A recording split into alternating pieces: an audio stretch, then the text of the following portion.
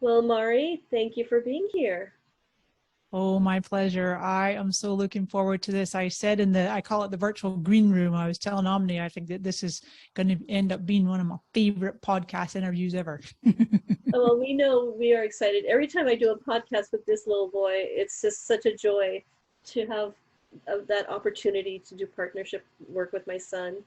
Yeah, and just to see the world through those younger eyes. Absolutely. Omni, do you want to introduce yourself to Mari? Hello, I'm Omni. And I love Omni's it. 9 years old, and he just finished third grade. Mm-hmm. Nice. Going by fast.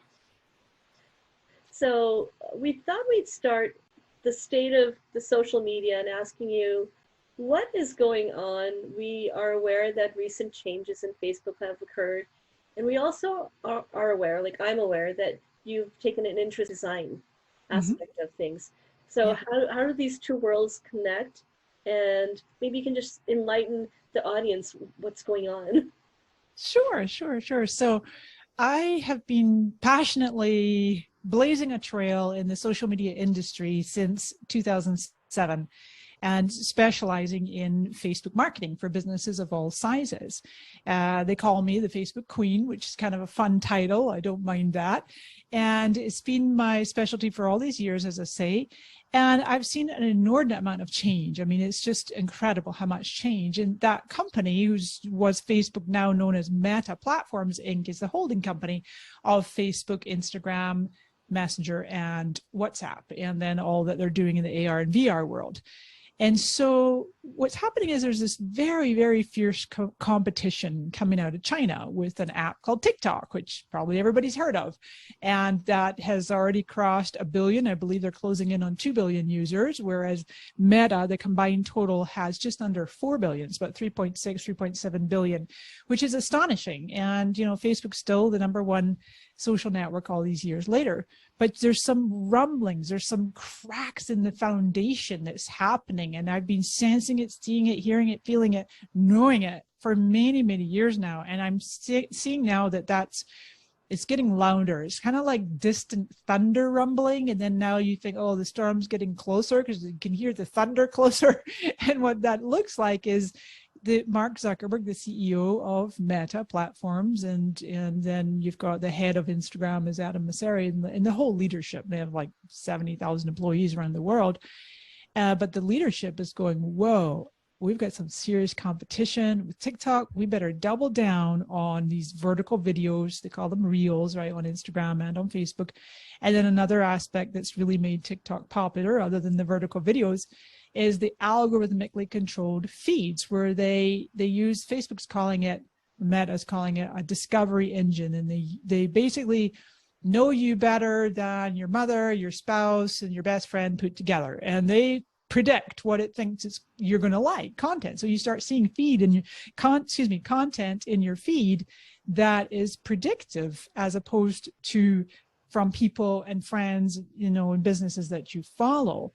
So those two major aspects, the vertical video and this discovery engine suggested content, are blatantly copied from TikTok. And it's in response to this competition. And users are getting frustrated. They're like, are you serious? If I wanted to be on TikTok, I'd go use TikTok. Could we please have this behemoth Meta innovate, come up with some new and different and creative ways, and to keep being Facebook, keep being Instagram. Just today, in fact, or yesterday, in fact, the Instagram talked about, as of time of this recording, they were rolling back some changes. They're rolling back putting as much suggested content in the feed because some major celebrities were posting about it, like they're, make Instagram again, and they're frustrated. And so for the longest time, I have seen that there's this growing, what I call Facebook frustration and Facebook fatigue. And audiences of all different demographics, generally slightly younger, certainly the Gen Zs, the early 20 somethings and younger, are just not even using Facebook as much. They might use Instagram, but there's just this almost like a widening kind of gap of a possibility of a new app or platform coming in. And who knows if that, and not TikTok, because TikTok's already long established, but there's like this new opportunity for a beautiful competing app, kind of like way back in the day when Instagram blazed onto the scene and everybody just loved it. It was this mobile app, you could share photos, and they've deviated away from the origins of that.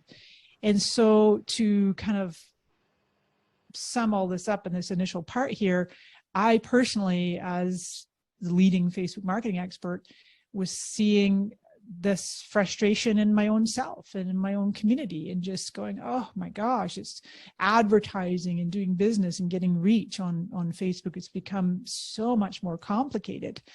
And so I had been looking for quite some time for a whole other body of work that would supplement or complement the work I already know and all my social media marketing expertise for these years, and I could bring something else in. And as if by magic, law of attraction, right? It was winter solstice of 2020. Very, very dear friend of mine was coming over to my house for a little girlfriend sleepover. And she's like, Mari, I don't know why I was walking out the house and my intuition just told me to grab this book. And so I pulled off the shelf, and I'm supposed to show you this. And sure enough, it was a book on human design. And I had first had a reading back in the year 2000, and it kind of come in and out of my awareness, but it never really landed with me. Clearly, I was ready, because I practically leapt out of my chair, waving my hands in the air. I'm like, oh, human design, there's books on that, you can study it, there's classes. And I was just like, from that day forward, I have taken professional human design classes practically sometimes every day. I take multiple classes a week. I'm already certified as a Living Your Design Guide, which is the foundational course to teach the basics of human design. And I just love it. And it's basically a synthesis, as you know, but for your listeners, it's a synthesis of astrology, both Western and Eastern, Vedic astrology, the Chinese I Ching, the ancient book of changes, with the little hexagrams, biology, chemistry, quantum physics, astronomy. So it's like the planets. It's when you look at it, everybody has a body graph, and what it is in simple terms, it's this neutrino stream, which neutrinos is like the breath or the dust from or the exhalation from stars.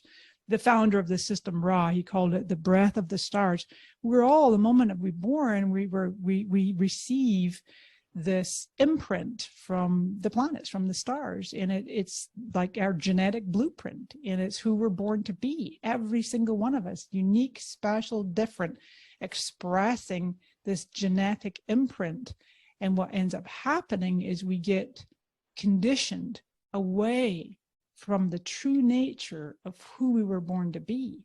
And that's what I'm seeing. And thank you for just letting me kind of ramble on here, rambling, but chat away to connect the dots between like how this beautiful body of work, human design system, just kind of come flying back into my life, and to be able to study it, and how I'm seeing how much social media conditions us away from who we're really meant to be, because we get into this ego comparison or mental health challenges, and you make a post and you're like, oh, you get maybe a little depressed because not enough people are seeing it, or you see someone else's picture of them. We make these assumptions, right? The monkey mind goes, oh my gosh, they must be doing so well and I'm not doing as well.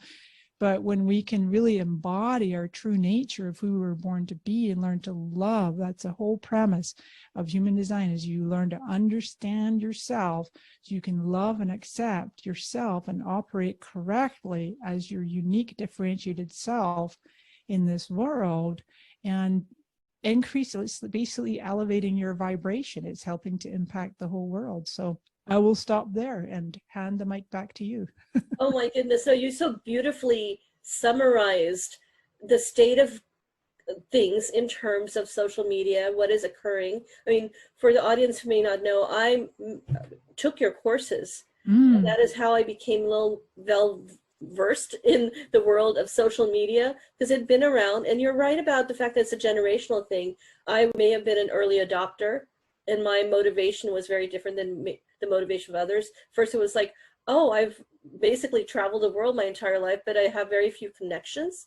So I needed that social connection. By virtue of being in there, though, over time, the expertise that you provided helped me harness my business skills on utilizing the social media. But when you were using that analogy of you could hear the thunder coming in and rolling in, I thought of myself as a person on the ship in the waters, and there's the fierce winds and the water coming into the ship. And you're like, well, yeah, you're right. You are so accurate saying that social media can also be a burden.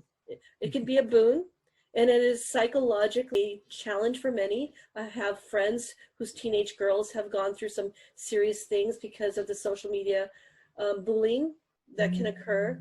But it's in a generation where we're also utilizing the technology to help us with our business. So there's a balance that's necessary. What I find spiritually interesting about tying it back to the human design is that you are utilizing that data, that information, if you will, that's I feel scientifically grounded to some degree, a great degree, is that it informs us of how to better utilize social media, as opposed to we are not imprint of people's perception. We are more than what that social media picture is, that profile, the persona. Our persona is so much more deeper, like thinking about ourselves in terms of our true self. And that's something so critical for my son, because I want him to know that he's more than he thinks he might be, and his true self is so much greater. Wow, I love that. It's interesting because this human design was kind of born in the late 80s, like around 1987. And the founder basically received, had an 8-day mystical experience where a voice spoke to him and he wrote the system down. Apparently it was the voice of the earth. And for a lot of people, that's going to sound very esoteric and woo-woo. I think it's magical. And it coincided with the supernova, death of a supernova. And so it was like, I think it was 3 times the amount of neutrinos penetrated the planet and every human being on it at that time. We were due for this upgrade. And so what you just said about your son, what Ra said is the human design system is really here for children. It's here for the next generations. It's so that they can operate so much more in alignment with who they were born to be. And what's so exciting about the thunder rumbling and the transitional time that we're in, and social media is a reflection of that, and all of the chaos happening in the world, is that we are coming to the end of a 411-year planetary cycle, which ends in 2027. So that is not far away. Like the Vedic charts, we talk about the different yugas. Yes. I mean, I'm sure you're aware of them. And we talk about it all the time among the more spiritual crowds, that what we're seeing, the state of things the last 8 years, particularly in the US and perhaps in the Western world, is a reflection of change. Yeah. It absolutely is. When you think about 411 years, we're now in the final few years to 2027. It is no wonder it feels like the heat is being turned up. Everything from COVID to the economy to fake news to wars. It's really where my partner Christopher talks about it. He says that Archangel Michael had always said to him that the dark is going to get darker as the light gets lighter. So where do we want to put our focus? If a person is choosing to only focus on the dark getting darker, the world can look pretty crazy. But if you also can recognize at the same time, there is an inordinate amount of waking up happening and people reclaiming their sovereignty and connecting more and creating community more. Would you agree? Yes. I love metaphors and analogies. I'm thinking of a black velvet painting with the little specks of white, but you wouldn't be seeing the white unless you had seen the darkness. And the shift or change we're seeing, the purification, maybe we could call it, is also a reflection on the fact that each one of us needs to now choose where our attention goes, because where our attention goes, the energy flows. Yes, absolutely. And what is coming to my mind to insert in our conversation here is a wonderful documentary that came out in 2020, I want to say, and it was called The Social Dilemma. I watched it twice. It was astounding. It was a big wake-up call. Most of it we knew already, but it's how these big tech companies, all of them, Twitter, Meta, LinkedIn, Pinterest, all of these big tech companies where they have feeds, they are manipulating us. They're controlling, psychologically getting us addicted so that our eyeballs will be glued to these devices so they can sell us stuff. They can capture our data and sell us stuff. So to your point about where are we going to be putting our attention is to start to be so much more mindful when it's absolutely an addiction. It's like alcohol or drugs or whatever. It's maybe not as unhealthy, I don't know, but every time you reach for that phone and you find yourself just mindlessly scrolling and consuming, I do it myself, and I have to catch myself time and time and time again. Oh crap, what did I just do? 20 whole minutes or 40 whole minutes, of my life I'll never get back again. What did I just learn? Nothing. A bunch of just inane stuff. Absolutely. Just the other day I was telling Omni that, mommy spent 5 hours more last week on her phone, because the iPhone will tell you. That's and right. I am, I consider myself spiritual and mindful, and yet I am not cognizant of that behavior at times. It's easy to slip. It's easy to ask yourself, which I do each morning, where was my attention yesterday? And I'm like, because each of those moments are so precious, you won't get them back again. That's true. That's very true. Yeah. We do have one related question that Omni is really excited to ask you. Sure. Yeah. Mari, your recent focus on human design may have a couple people confused or not understanding. Can you explain a little bit more about it? Maybe to the perspective of a child who may not quite understand, because Omni did have something to share with you about how his take was. He explained it to me better than I understood it a few days ago. What was that you said? Well, I thought that the position of the planets when you're born kind of says what your design and personality would be like. That's exactly right. That's perfect, Omni. You got it. That's absolutely perfect. Now, what's really cool that human design does that no other system does is that the moment that you're born, the moment that you leave your mommy's womb, that is the imprint at birth, which is the conscious personality, and it's in the black activations, call them gates, where all the planets are. There's 13 of them, starting with the sun at the top, right? The sun, and then the earth, and the nodes of the moon, and then the moon itself, Mercury, Venus, Mars, etc. And so everything in black is conscious on your personality. You know that about yourself. What's super awesome about human design is there's also an imprint about 88 days before you're born. It's about 3 months before you're born. And that's all the red. That's where the planets were about 3 months before you're born. And that is your unconscious. It's your body. And so those, we don't, it's not even subconscious. Subconscious, we don't have, it's kind of like sometimes you might be aware of it, but unconscious, things that you just naturally do in life. And so that's where you get the synthesis of the two, of what you're aware of and what you're totally unaware of, but other people observing you go, absolutely, you're absolutely like that, Omni or Shilpa, that's exactly how you are. And so, yeah, it's really, if you think for example, as you are experiencing your life, Omni,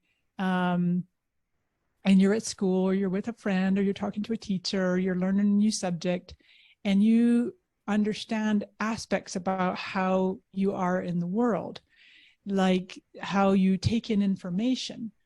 And so then you're like, well, I can be, I learn best by taking notes, right? So you have what's called a strategic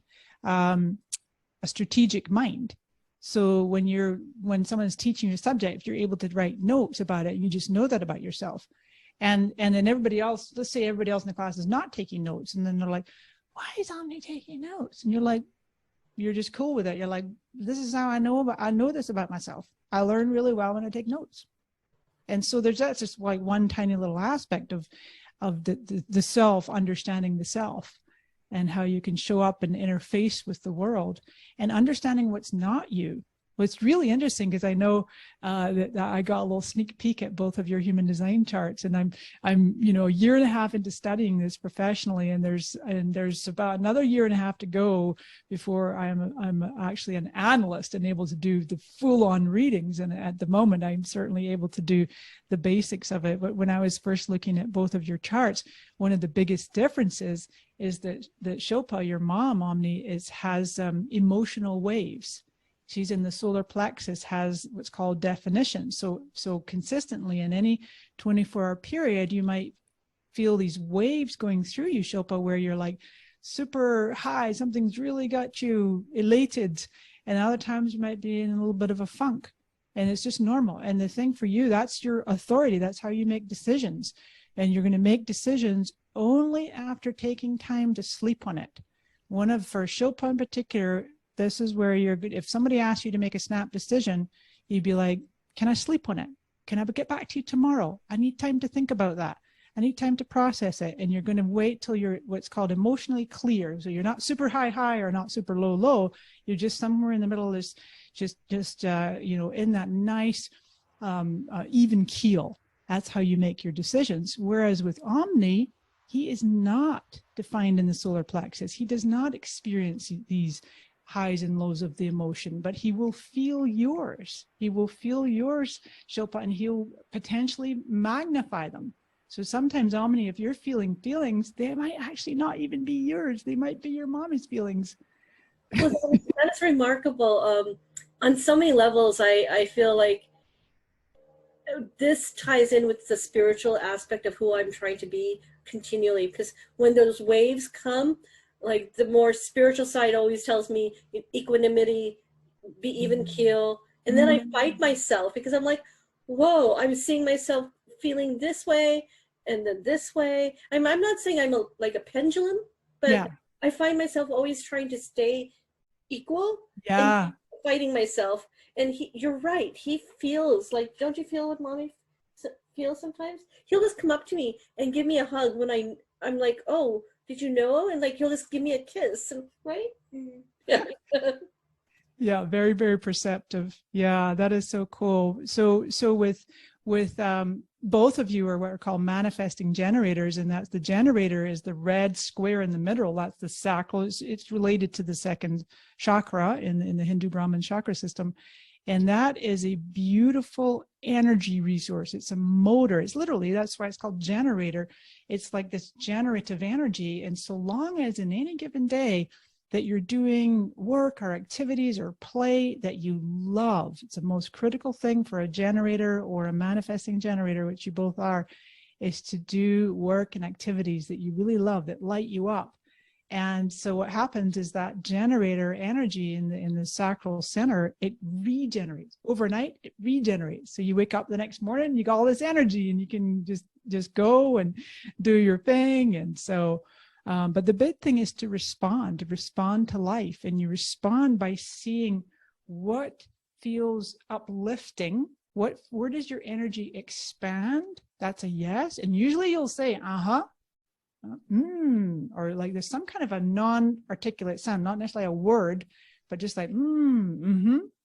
And then if it's a no, you can feel, this is for both of you, you'll feel the energy contracting. And I'm the same, and it just like, and it's sometimes very quick and fleeting. It'll just go, ooh, it doesn't feel so good. Or you'll go, that's like a maybe, or not right now, or so you can get, that's one thing, a really good thing for you, Omni, to just kind of get more aware of anytime you make those little sounds. And the first one you make, like if your mom says, hey, Omni, do you want to go out for breakfast tomorrow? And you go, okay. But did you see the first thing you said, the first sound was, you weren't sure. You were like, you know what? I don't think I do. So ask me again in the morning. Yeah, you do those things, don't you? Sometimes. Yeah, he makes certain sounds. It's funny, he mimics what I often have felt like in my behavior. And over time, I've seen him mimic it. And it's coming more naturally, though. So cool. Yeah, you guys have a lot of similarities. Would you like to share the charts? Absolutely. Yeah, I could do that. I'd be happy to do that. And I really love to look at the two of you together. Let me do that. We'll share the screen, and this will be fun for on the video. And so there's the sacral, as I was talking about, the square right here. That's called the sacral center. And then this is the solar plexus, where the emotions are. And what's really, and this is we're looking right now at Shilpa's chart. What's really interesting is that your solar plexus is consciously defined. You see this little energy, as Omni pointed out, right? There's a gate 40 and gate 37. That means there was planets. Here is the south node of the moon was in gate 40 on the moment you're born. And then where's your 37 was actually in the south node of the moon.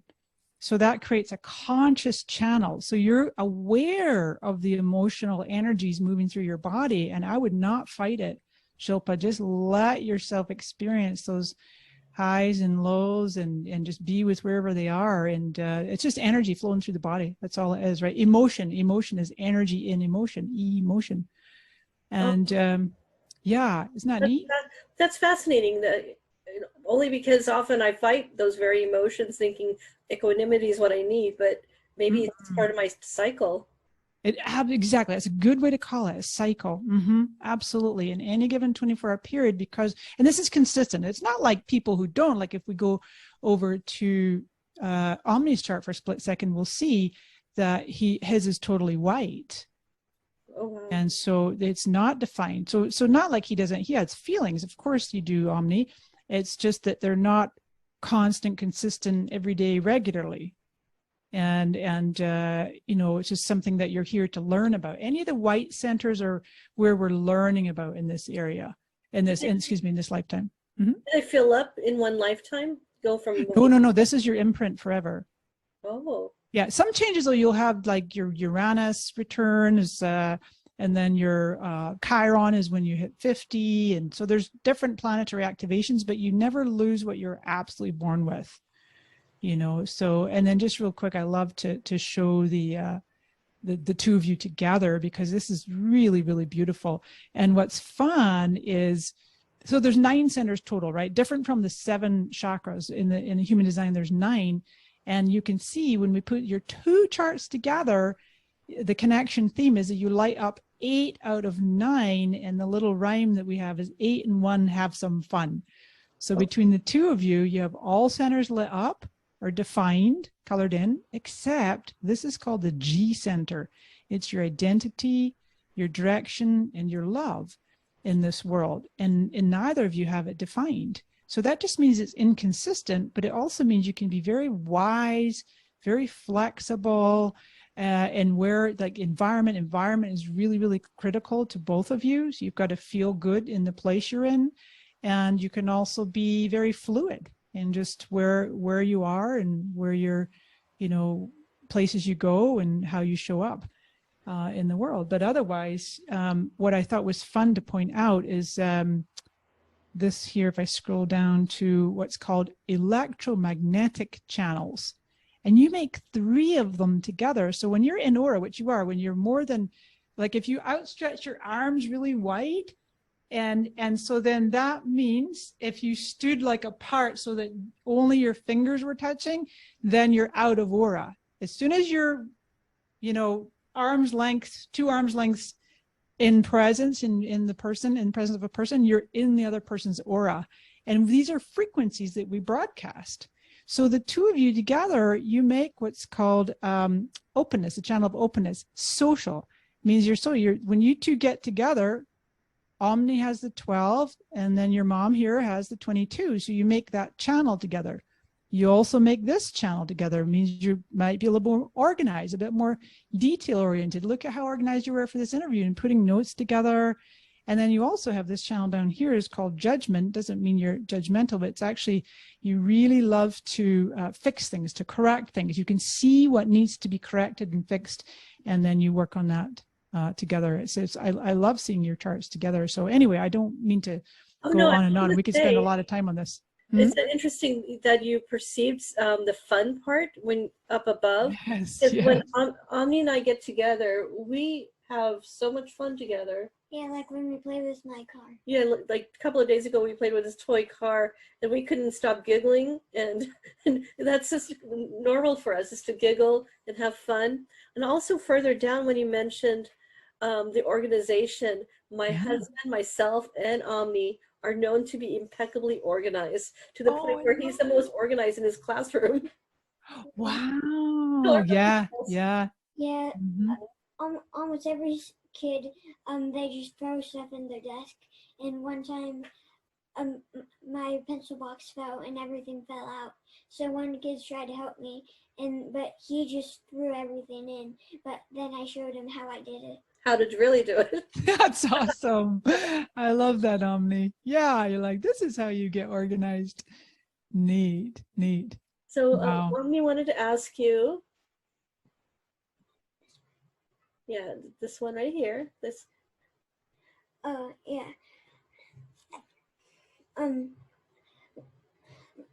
When in 20 years, when I'm 29 years old, how do you think social media will be like? Wow, 20 years. That's a long time away. I am certain that Mark Zuckerberg's vision, not just Mark Zuckerberg, the head of Apple, Google, all these big tech companies, and I'm sure there'll be plenty more by the time 20 years rolls around, what they envision is what's being called the metaverse. And so it's a whole virtual reality world where currently the technology is we have this hardware that just looks like giant big goggles right now.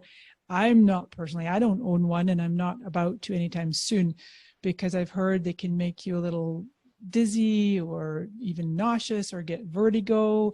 And so, but they have tremendous possibilities there where, yeah, right now it might be used more for the gaming world, but a lot of brands are adopting it for all kinds of really cool uses to showcase their products or their apps or whatever the case might be.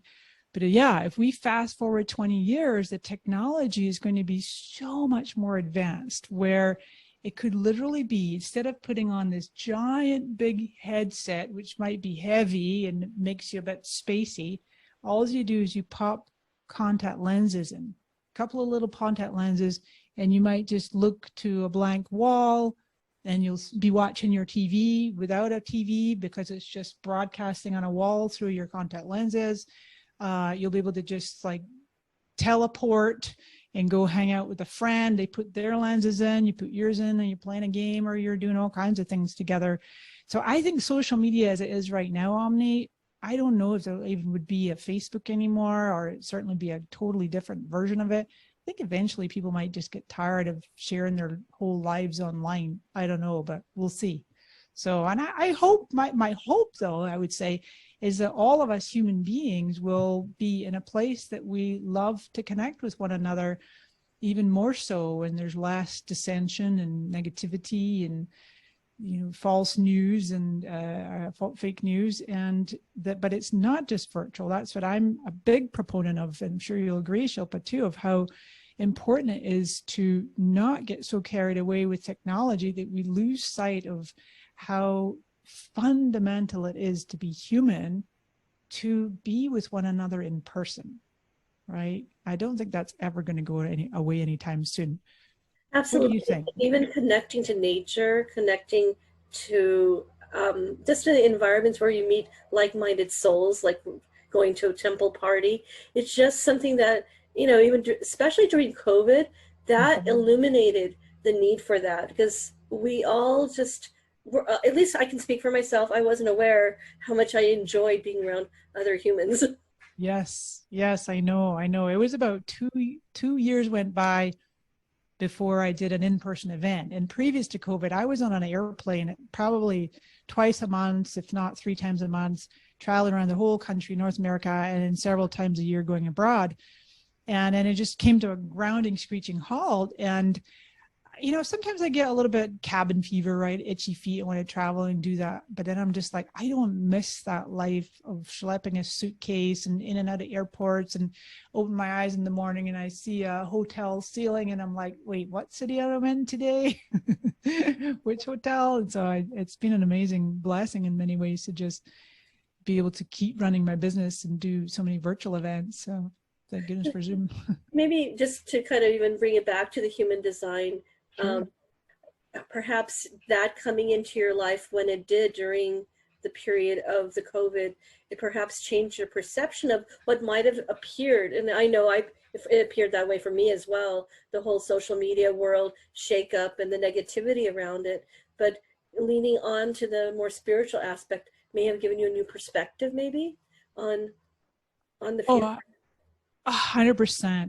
100%. So for example, earlier when I was encouraging you, Shilpa, of how your design, your body is designed to make decisions, is not snapping instantaneous. I'm not talking about like what you're going to eat or whatever. These are major decisions.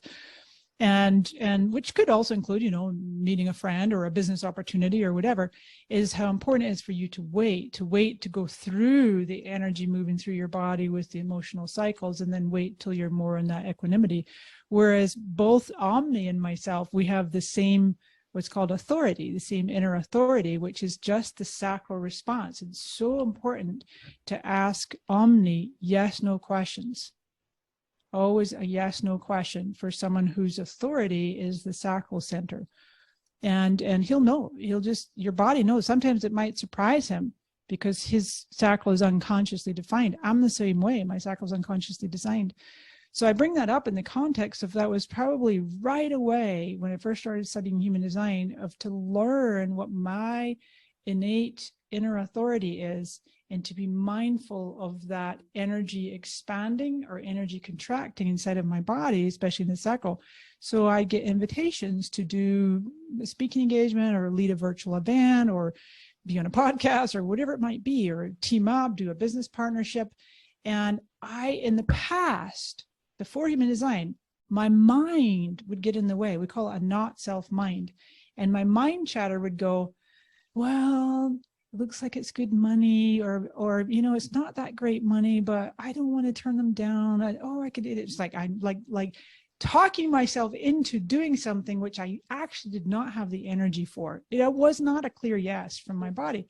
But now I literally even will find myself in an email saying, you know, I don't really have the energy for this. And so, you know, can you ask me again next month, or else I'll just be like, no, this doesn't work for me. So I've just come to a place where I can make clearer and cleaner decisions, and eradicating that not self-talk of like trying to prove myself or making sure that people like me and not wanting to upset them, and saying no, and, you know, or saying yes when I really want to say no.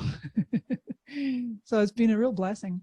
That blessing is something that really resonates with me. At the beginning of the year, one of the mantras that I created for myself is I am vitality.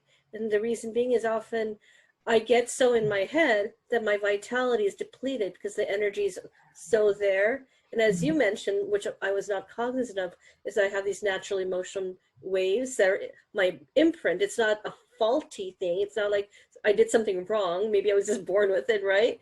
That's But right.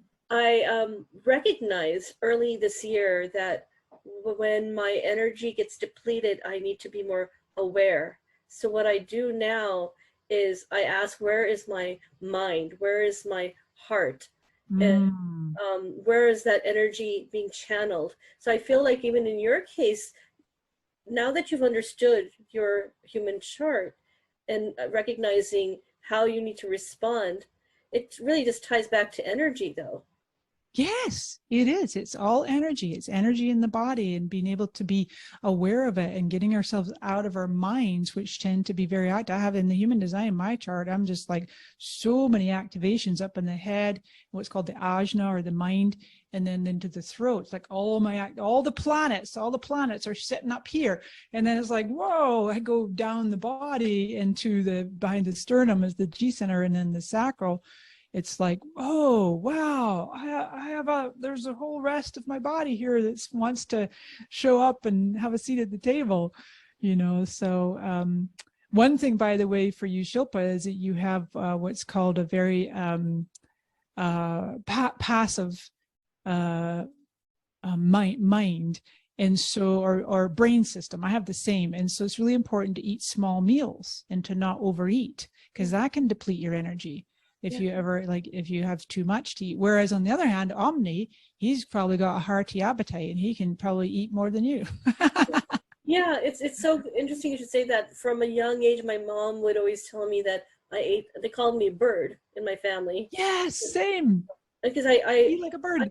and as much as I'm a foodie, I love to cook, but you won't see me overindulge because I'll pick at it and then I'll come back to it later. Right? For dinner, I barely eat anything. Yeah. But he is like, he's a lean, mean machine. Although sometimes I wish he would eat more. I eat, but I eat sometimes slow. Yeah, he eats slowly. That's a good thing. It's a very good thing to eat slowly. Yeah, yeah. And whereas earlier when I was saying about Omni has that strategic mind and it's important to learn by taking notes. On the other hand, Shilpa, you don't need to take notes. You have this mind that can just absorb and it's all in there. You might think, oh my gosh, where did it go? But as soon as somebody asks you, whoosh, they'll just come right out of your mind. That is so interesting to say. I have classically always over-prepared. I take the copious notes for everything. I over-prepare. And then yet when I'm in an interview or anything, my entire life, I walk away saying, I nailed it. I don't know where. I have this out-of-body experience where I watch myself like, oh, she's sounding kind of good there. Yes, that's awesome. That's so cool. It just comes somehow. Yes, yeah, because everything you've ever experienced in your life is just all in there. It just like soaked it up, absorbed it, and then it's just a matter of it being called out of you. Yeah, I wonder if the heart, does a heart chart, the what do you call it? Sorry, I just drew a blank. Heart center? Heart center chart. These charts, do they tell you Human about design. Human design charts? Do they tell you anything about when someone needs to drop into the heart? Because that's been my other thing lately, that I feel like I need to live more from the heart rather than the cerebral. Well, that's really interesting. In the human design system, what would probably map to the heart chakra, there's the higher self, which is the G, what they call G center. G, it could be G for God, G for geometry, J-I for G like chi or G in the body. We don't really know what it stands for, but it's called the G center. And your higher self here is fully open, no gates whatsoever. It's fully open. And so, having your mind say, oh, you need to be in your heart more, is probably a representation of that being fully open and inconsistent. It just means it's inconsistent. Whereas this is called the ego center. The heart center also, it's the center where there's willpower, the material world, egoism, self-worth. And what's really fascinating about you, Shilpa, is that being on this beautiful spiritual journey, probably all your life, is that you've probably fought this center as well, where it's like you don't want to come across as like having an ego or being in your lower self or lower heart or being too like focused on the material world. And you don't come across that way at all. You have a natural strength of being a sense of self, like a sense of what's the word I'm looking for? The willpower and the courage. It just comes naturally to it. Like you don't have to prove yourself. And whereas with and that's by the way, that's not that common. It's less common to have the heart center defined than it is undefined. And both Omni and myself have it undefined, fully undefined, in which it means that maybe with the undefined ego center or heart center, that having to thinking that you might have to prove yourself or prove or improve. So in terms of, I don't know if I'm answering your question, because it's like you were asking me specifically about this part of your mind that tells you need to come from the heart more, and it could be that. So that would be my best observation, would be just the open G center and the defined heart center. I love that. Thank you so much. And I could talk for hours on this subject. In fact, I'm now motivated to learn more and learn from you. Thank you so much. Yeah, I have an introduction to human design class in my Superstars community, which I launched in March of 2022. And I'd been thinking about it and cooking on it for a couple of years, and it just finally felt like the right time. And I wanted to create a community that was completely off of Facebook. It was completely away actually from all social media. And it's just this beautiful oasis of calm and away from the chaotic noise of these algorithmic news feeds. And it's interesting, when I'm in your group, yeah, I actually feel that energy. I feel the calmness. Wow. I enjoy just not having the distractions, and I actually feel safe, because often in social media, depending on which environment you're in, you can never predict if there are trolls. That's right. That's right. I know. Oh, thank you for saying that. Yeah, I have grand visions for Supercharge, and it's probably the first time in my life, because of human design, and I'm just allowing myself time to see what wants to emerge, to see what I respond to, and to not get myself all caught up in the mind going, oh my God, I need to do something. Hurry, I should put a post together. People are probably wondering, okay, I'm in here, now what? And just like, okay, thank you for sharing, monkey mind. Yes. We got this. Let it be organic. I mean, I'm sincerely interested. I'm actually even more interested because of the future of technology that we discussed. Well, how can Omni in his generation embrace this emerging, what it feels like an emerging field, and make it part of their knowledge base? Like that they're aware, like, I know my chart, this is my imprint, and how can I navigate life knowing these things about myself? Oh, I love it. I love it. That would be so profound if the two of you decide to learn human design together. And I can tell, Omni, you are a quick study. You learn things probably quite fast, and you just soak it up and take it in. And I can tell you're quite fascinated by it. And even the fact that you already knew, oh, wait, this is where the planets were when I was born. That's what makes these little imprints. Actually, one more quick thing I'm going to show you is in this particular software, I think this will be fun to see, is we can go into the view, and then there's what's called the mandala. And then this is where all the 64 gates are. It goes counterclockwise like that. And those are little hexagrams of the I Ching. And then here's where the little planets are. And then you've also got the astrology here. And then this is Omni's chart. So it shows you all these colored in sections are related to where your chart, your chart. So it's just really pretty. You could study this for just the basics. You can go to the basics, or you can really go in deep. But we've covered some of the basics today, is about just how you make decisions and how you respond to life, both being of the generator type, the manifesting generator. That's lovely. We had looked at one of the mandalas, and it was an epiphany for me, because I've been exposed to the concept of mandalas on different levels. Yeah, but I hadn't seen the synthesis of that different levels of information, the Vedic and the I Ching. It gave it credibility in my mind. Yes. I should mention to you that I've been around the Vedic astrology charts to the point where you're born, and immediately they're like, your daughter must get married here, and do this, do that, and everything was a little so fixated that I shunned it for many years. And then it wasn't until you mentioned human design, I researched it, and suddenly I'm like, okay, there's credibility there. Yes, it's scientifically proven now.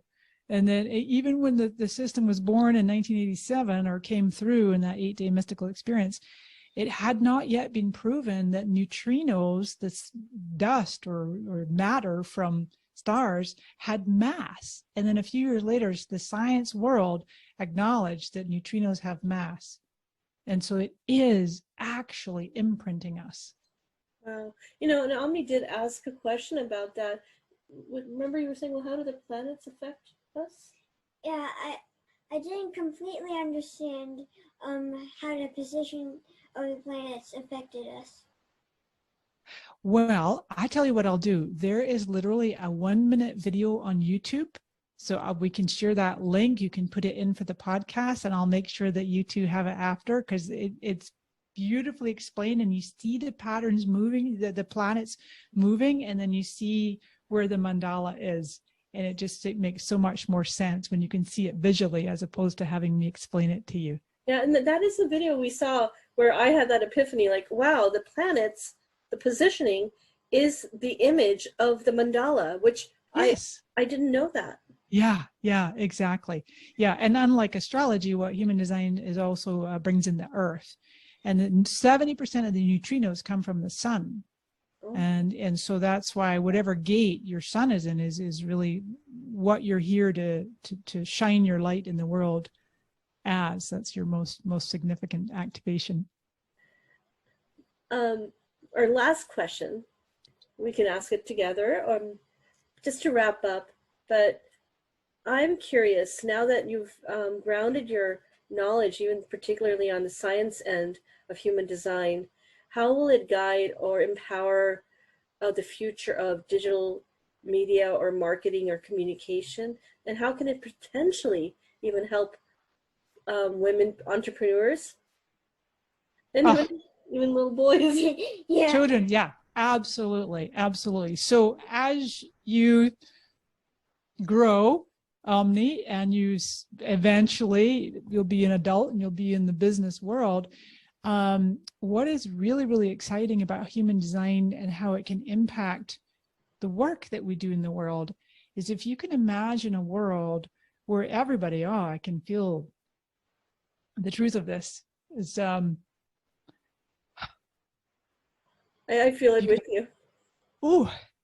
If you can imagine a world where people are truly loving themselves and loving their true nature and not trying to be someone they're not, that they weren't born naturally to be, and finding themselves in jobs that they don't like and broadcasting a frequency of frustration or anger because they're in a relationship that's not working, or their home life isn't correct for them. They're in an environment. It could be just the environment. They're in a city or a home, or with the people and the colleagues, whatever it might be, as we go through our day-to-day life as children and adults, that is just not tuning in and listening to the body's wisdom of its guidance of wanting to be like our compass, of our GPS, of showing us, I'm responding to this. And that for the generators, it's different for the other types. There's manifestors, projectors, and reflectors are the other three types.